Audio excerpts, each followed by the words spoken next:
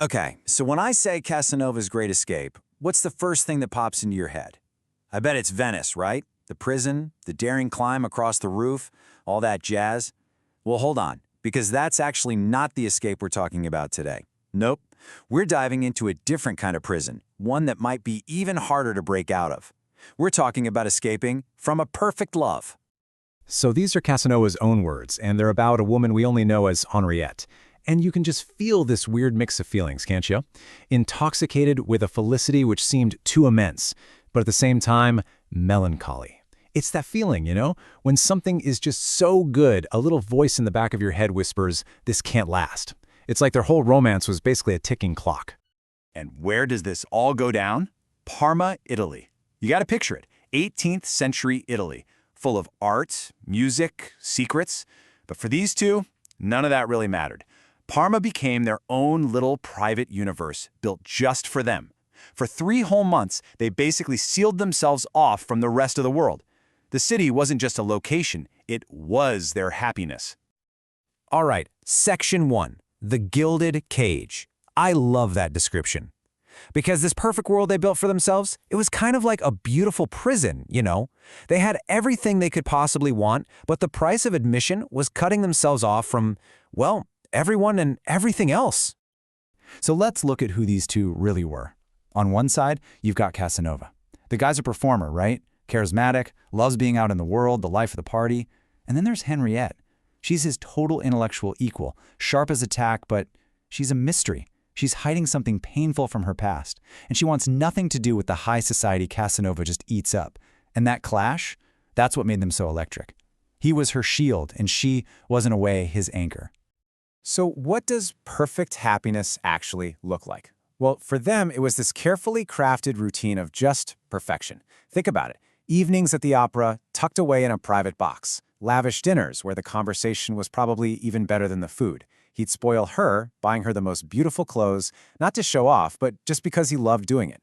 But the real heart of their connection, it was all intellectual. They'd stay up talking, debating philosophy, life, you name it. They were in this perfect little bubble, totally isolated. Beautiful, yeah, but also incredibly fragile. Section 2, a shadow falls. And you knew it was coming, right? A world that perfect, that fragile, it's just begging to be broken. And this is it. This is the moment the real world comes crashing in. And this shadow, it has a name, M. d'Antoine. He just shows up at a party, sees Henriette, and thinks he knows her. She denies it, of course, but it's too late. The damage is done.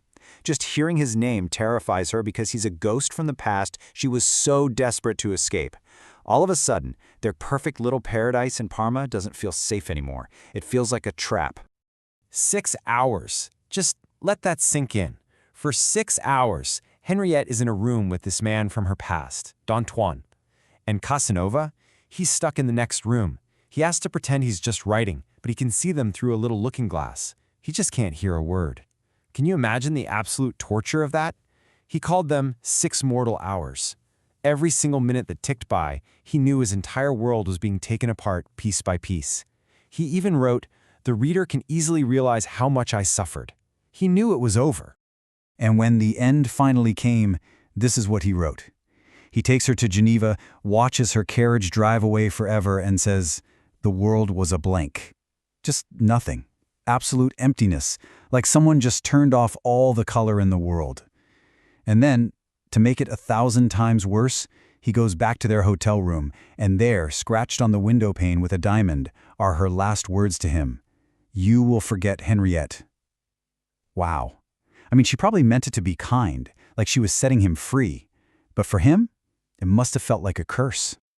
So where do you go from there? How does a guy like Casanova even begin to recover from something like that?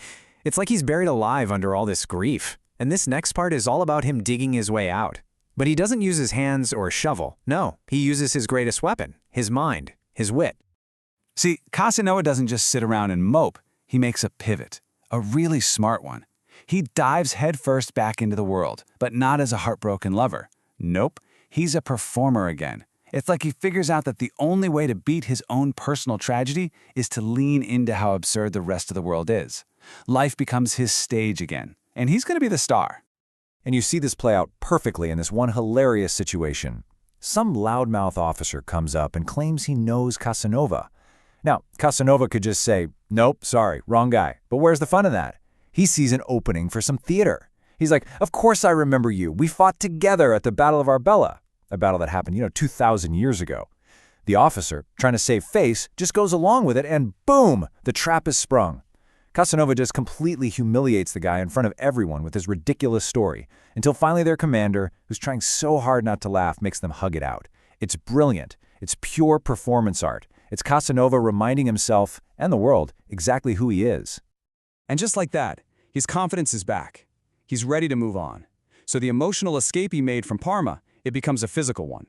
He packs his bags and heads for the biggest stage of them all, Paris. But on the way, he gets pulled into another crazy situation. He's at an inn, and this woman runs up to him, positive he's her cousin, and yanks him into the middle of some wild family drama. Casanova, being Casanova, doesn't miss a beat. He just jumps right into the role. He becomes the deus ex machina. That character in a play that shows up out of nowhere to fix an impossible problem, or in his case, to at least make it way more entertaining. So check this out.